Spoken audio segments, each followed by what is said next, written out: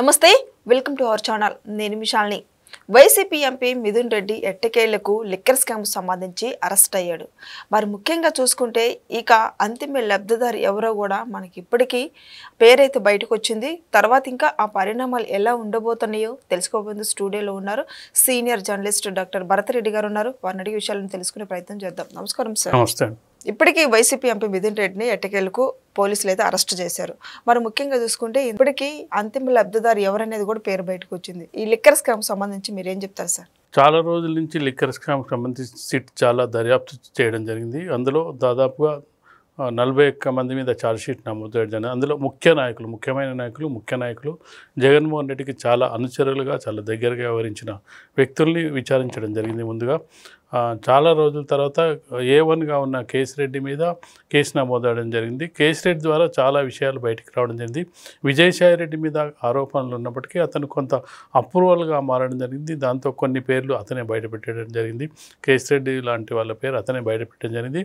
అయితే ఇక్కడ కీలకంగా మనం చూసుకున్నట్టయితే A30 వరకు అది క్లోజ్ అయిపోద్ది అనుకున్న సందర్భంగా సడన్గా మనకు కొత్త విషయాలు రావడం జరిగింది.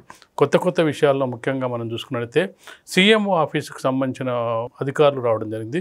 OSD ధనంజయ రెడ్డి కానీ కృష్ణమోహన్ రెడ్డి కానీ వీళ్ళు రావడంతో ఒక్కసారిగా అది మరింత విస్తరిస్తుందేమో అని అనుకున్న సందర్భంగా దాంతోపాటుగా భారతీ సిమెంట్స్కి సంబంధించిన డైరెక్టర్ కూడా అందులో ఇన్వాల్వ్ అవ్వడం జరిగింది. వీటన్నిటినీ లోతుగా పరిశీలిస్తూ పోతున్న కొద్దీ అసలు ఈ డబ్బును ఎక్కడి నుంచి ఎక్కడికి చేరవేశారు అనే క్రమంలో విచారిస్తూ 41 మంది మీద ఛార్జ్షీట్ నమోదైన నేపథ్యంలో చెవిరెడ్డి భాస్కర్ రెడ్డి కూడా ఎంటర్ అవ్వడం జరిగింది. చెవిరెడ్డి భాస్కర్ రెడ్డి రోల్ ఏంటంటే డబ్బును సరఫరా చేసే పాత్ర అతను తీసుకోవడం జరిగింది. ఇవన్నీ జరుగుతున్నప్పటికీ మిథున్ రెడ్డి విషయంలో సిట్ చాలా ఆచితూచి వ్యవహరించిందని చెప్పచ్చు. మిథున్ రెడ్డి ఎంపీగా ఉండడం జరిగింది. మిథున్ రెడ్డిని అరెస్ట్ చేయడానికి ముందు సిట్ బృందం చాలా కసరత్తు చేయడం జరిగింది. ఎందుకంటే దీనికి సంబంధించి పూర్తి ఆధారాలు సేకరించిన తర్వాతనే మిథున్ రెడ్డి విషయంలో నోటీసులు ఇస్తున్నప్పటికీ మిథున్ రెడ్డి ముందస్తుగా ఎలాగో అరెస్ట్ చేస్తారని చెప్పి హైకోర్టును ఆశ్రయించడం జరిగింది. హైకోర్టులో ముందస్తు బెయిల్ కోసం ప్రయత్నించడం జరిగింది. హైకోర్టు బెయిల్ నిరాకరించడంతో చివరికి సుప్రీంకోర్టుకు వెళ్ళడం జరిగింది. సుప్రీంకోర్టు కూడా చివరికి బెయిల్ నిరాకరించడంతో కనీసం నన్ను ముందస్తు అరెస్ట్ చేయకుండా లేకపోతే నేను లొంగిపోయేటట్టుగా అనుమతి ఇవ్వండి అని చెప్పి సుప్రీంకోర్టు కోరినప్పటికీ సుప్రీంకోర్టు ఎలాంటి మినహాయింపులు ఇవ్వలేదు. ఈలోపు ఆల్రెడీ చాలా కాలం నుంచి ఎందుకంటే మిథున్ రెడ్డిని అదుపులోకి తీసుకున్నట్టయితేనే దీనికి ఒక ఎండ్ కంక్లూజన్ వచ్చే అవకాశం ఉందనేది సిట్ అధికారులు పూర్తిగా ఎందుకంటే అన్ని ఆధారాలు సేకరించిన తర్వాత ఫైనల్గా మిథున్ రెడ్డి తర్వాత ఎవరనే చర్చ వస్తున్న నేపథ్యంలో మిథున్ రెడ్డితో మనం గతంలో కూడా చర్చుకున్న సందర్భంగా మిథున్ రెడ్డితో దాదాపు ఒక కంక్లూజన్కి వచ్చే అవకాశం ఉంది. సిట్ దర్యాప్తు ఉందాం అనుకున్న సందర్భంలో నిన్న ఛార్జ్షీట్ ఒకటి దాఖలు చేయడం జరిగింది. అందులో పదే జగన్ పేరు కూడా ప్రస్తావించినట్టుగా ఆధారాలు మనకు కనిపిస్తున్నాయి. లిక్కర్ స్కామ్ ద్వారా ముఖ్యంగా మిథున్ రెడ్డి కూడా ముఖ్య పాత్ర ఉంది. మిథున్ రెడ్డి ద్వారానే ఇదంతా జరిగింది. ఎవరైతే ముఖ్యంగా చూసుకున్నట్టయితే కేసిరెడ్డి, విజయసాయి రెడ్డి, మిథున్ రెడ్డి CMO ఆఫీస్కి సంబంధించిన వీళ్ళ ద్వారానే ఈ లిక్కర్ స్కామ్ పూర్తిగా రూపకల్పన జరిగినట్టుగా సిట్ బృందం సేకరించడం. దాదాపుగా మనం చూసుకుంటే 3,500 కోట్ల స్కామ్ జరిగినట్టుగా సిట్ బృందం గుర్తించింది. నెలకు అంటే 50 నుంచి 60 కోట్ల రూపాయలు ఏ విధంగా వసూలు చేశారు. మద్యం నూతన పాలసీ ద్వారా ప్రభుత్వ ఆదాయానికి ఎంత గండిపడింది, ఇవన్నీ కూడా ఏ విధంగా ఎట్లా తరలించారు ఈ డబ్బును దాదాపు 300 కోట్లు గత ఎన్నికల్లో 3 జిల్లాలు నెల్లూరు, ప్రకాశం లాంటి జిల్లాల్లో చెవిరెడ్డి భాస్కర్ రెడ్డి ద్వారా వాటిని పోటీ చేస్తున్న అభ్యర్థులకు అందించడం, మిగతా డబ్బును దుబాయ్కి చేరవేసినట్టుగా ఇప్పుడు ప్రాథమికంగా వాళ్ళు ఛార్జ్షీట్లో నమోదు చేయడం జరిగింది. దీని ద్వారా ఖచ్చితంగా కూడా ఇప్పుడు చర్చ ఏంటంటే ఇక జగన్మోహన్ రెడ్డి ఉన్నాడా లేడా అనే చర్చ జరుగుతుంది. బిగ్ బాస్ ఓవర్ అనే చర్చ జరుగుతున్న నేపథ్యంలో మిథున్ రెడ్డిని అరెస్ట్ చేయడంతో దానికి మరింతగా బలం చేకూరింది. మిథున్ రెడ్డి చెప్పినట్టుగా చాలా చోట్ల జగన్మోహన్ రెడ్డి పేరు ప్రస్తావించారు అని చెప్తున్న సందర్భంలో 1వ తారీఖు వరకు రిమాండ్లు ఉండే అవకాశం ఉంది. మిథున్ రెడ్డి వివరాల ప్రకారం ఫైనల్గా ఎవరికి చేరింది, ఎంత ఇప్పటికి వస్తున్న మన దాని ప్రకారం 3,500 కోట్లకు ఇంకా అదనంగా ఏముందా, టోటల్గా జగన్మోహన్ రెడ్డి చుట్టే తిరిగిందా ఇది అనేది మనకు మిథున్ రెడ్డి ఈ రిమాండ్ రిపోర్టు ఆధారంగా బయటకు వచ్చే అవకాశం అయితే మనకు కనిపిస్తుంది. సార్ మిథున్ రెడ్డి అరెస్ట్ అయిన తర్వాత ఇప్పుడు వైసీపీ నేతలు ప్రతి ఒక్కరు కూడా కావచ్చు, జగన్మోహన్ రెడ్డితో సహా వైసీపీ నేతలందరూ కూడా మిథున్ రెడ్డికి ఎలాంటి సంబంధం లేదు, అక్రమంగా అరెస్టులు చేస్తున్నారు కూటమి ప్రభుత్వం, వైసీపీ నేతలందరూ అరెస్ట్ చేస్తున్నారు అనే వ్యాఖ్యలు అసలు ఎలా చూడాలి సార్? రాజకీయంగా ఎదుర్కోలేక ఇలాంటి వ్యాఖ్యలు చేస్తున్నారు అనుకోవచ్చు. ఎందుకంటే ఈ కేసుకు సంబంధించి చాలా కాలం నుంచి కొనసాగుతుంది, దర్యాప్తు కొనసాగుతుంది. ఎవరికి కూడా ఒకవేళ ఇలాంటిది ఫాల్స్ కేసు అయితే ఖచ్చితంగా అందరికీ బెయిల్ రావాల్సిన అవసరం ఉండే. ఇప్పటి వరకు సీఎంఓ ఆఫీస్లో పనిచేసిన వాళ్ళకు బెయిల్ రాలేదు, అలాగే కేసీ రెడ్డికి బెయిల్ రాలేదు, చెవిరెడ్డి భాస్కర్ రెడ్డికి బెయిల్ రాలేదు. అన్యాయమైన కేసులు అయితే ఖచ్చితంగా కోర్టు వాటిని ఆపే ప్రయత్నం చేసుకుంటూ ఉంటుంది, వాళ్ళకు బెయిల్ ఇచ్చే అవకాశం ఉంటుంది.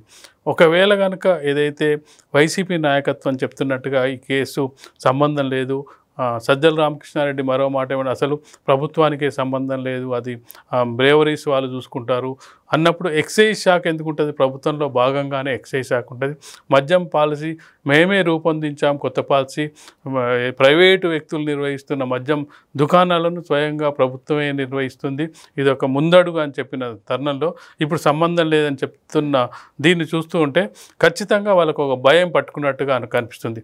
ఇంతకాలం ఎక్కడో ఆగిపోతుంది దర్యాప్తు అనుకున్న ఈ దర్యాప్తు ముందుకు సాగి ఎప్పుడైతే సీఎంఓ ఆఫీస్ వాళ్ళు ఇన్వాల్వ్ అయ్యారు అనేది బయటికి వచ్చిందో అక్కడే జగన్మోహన్ రెడ్డికి వస్తుంది అనేది అక్కడనే అనుమానాలు రేకెత్తించబడ్డాయి. ఇంకొకటి ఏంటంటే 3,500 కోట్ల స్కామ్ అంటే ఒక ముఖ్యమంత్రికి తెలియకుండా ఉండే పరిస్థితి ఉండదు. ముఖ్యమంత్రి ఇప్పుడు స్కామే జరగలేదని చెప్తున్న సందర్భంలో స్కామ్ ఎలా జరిగింది, ఎందుకు జరిగింది, ఎంత ప్రభుత్వానికి ఆదాయం లాస్ అయింది, మంత్లీ ఎంత, ఒక బాటిల్ మీద ఎంత అనేది అంటే పూర్తిగా ఒక మాజీ సీఎంను అరెస్ట్ చేయడానికి, ఛార్జ్షీట్ నమోదు చేయడానికి ఖచ్చితంగా ఒక సిట్ చాలా ఎక్సైజ్ చేసే అవకాశం ఉంటుంది. ఇప్పుడు మిథున్ రెడ్డిని అరెస్ట్ చేయడానికి కూడా వాళ్ళది చాలా ఎక్సైజ్ చేసి ఉంటారు. ఎందుకంటే అతను ఒక ఎంపీని అరెస్ట్ చేయాలంటే ఖచ్చితంగా లోక్సభ స్పీకర్ అనుమతి తీసుకోవాల్సి ఉంటుంది, లోక్సభ స్పీకర్కు ఇన్ఫామ్ చేయాల్సిన అవసరం ఉంటుంది. కనుకనే ఇంతకాలం పాటు చాలా రోజుల నుంచి మనం గత నెల రోజుల నుంచి మిథున్ రెడ్డి అరెస్టు రేపో మాపో అరెస్ట్ అయ్యే అవకాశం ఉంటుంది చర్చించుకున్నప్పటికీ వాళ్ళు పూర్తి ఆధారాలు, ఈ మిథున్ రెడ్డి ఏమేం చేశాడు, ఎక్కడ చేశాడు, ఎవరిని కలిశాడు, ఎవరి ద్వారా డబ్బులు పంపినాయి అని ఈ క్రమంలోనే వాళ్ళు సాక్ష్యాలు సేకరించే క్రమంలోనే కొంత జాప్యం జరిగినట్టుగా కనిపిస్తుంది.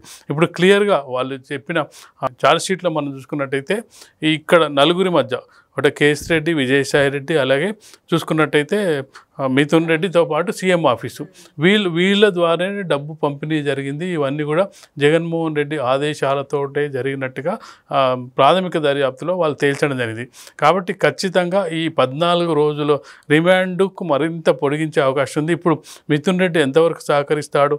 ఇటీవలి కాలంలో మనం చూసుకున్నట్టయితే రాజకీయ నాయకులు చెప్తున్నది నాకు తెలియదు, నేను మర్చిపోయాను, నాకు గుర్తులేదు, ఇలాంటి సమాధానాలు చెప్తున్న సందర్భంలో జగన్మోహన్ రెడ్డిని ఇరికించాల్సిన పరిస్థితి వస్తే తాను ఏ విధంగా వ్యవహరిస్తారు, జగన్మోహన్ రెడ్డిని సేవ్ చేసే ప్రయత్నం చేస్తాడా లేకపోతే ఉన్నది ఉన్నట్టు చెప్తాడా అనేది ఈ దర్యాప్తులో తేలే అవకాశం అయితే మనకు కనిపిస్తుంది. మరి ముఖ్యంగా అంతిమ లబ్ధిదారు జగన్మోహన్ రెడ్డి అనే పేరు వస్తుంది సార్, అసలు ఎలా చూడాలి సార్? ఇంకా ఖచ్చితంగా ఒక ప్రభుత్వంలో ఉండి ప్రజల సొమ్మును ఈ విధంగా వృధా చేసి సొంత ఆస్తులు పెంచుకోవడానికో, ఎన్నికల్లో ఖర్చు చేయడానికో, దుబాయ్లో ఆస్తులు కొనడానికో, బంగారం కొనడానికో, షెల్ కంపెనీలను క్రియేట్ చేసి వాటికి డబ్బును మళ్లించడానికో, జనరల్గా వైసీపీ విధానం ఏంది, అసలు సంపూర్ణ మద్య నిషేధం చేస్తామని చెప్పి ఎన్నికల్లోకి హామీ ఇచ్చి రావడం జరిగింది. సంపూర్ణ మద్య నిషేధం అటుంచి ప్రభుత్వమే ఈ మద్యం షాపులు నడపడానికి నిర్ణయం తీసుకోవడం జరిగింది. వాటితో పాటుగా దాన్ని ఒక ఆదాయ వనరుగా, ప్రభుత్వానికి ఆదాయ వనరుగా వస్తే సరే, కొంతవరకు ప్రభుత్వం నడవడానికి ఆదాయ వనరు వచ్చిందంటే అది కొంతవరకు ప్రజలకు చెప్పుకోవడానికి వీలుంటుంది. కానీ ప్రభుత్వానికి ఆదాయ వనరుల కంటే తమ సొంత ఆదాయ వనరులుగా దాన్ని ఉపయోగించుకోవడం జరిగింది.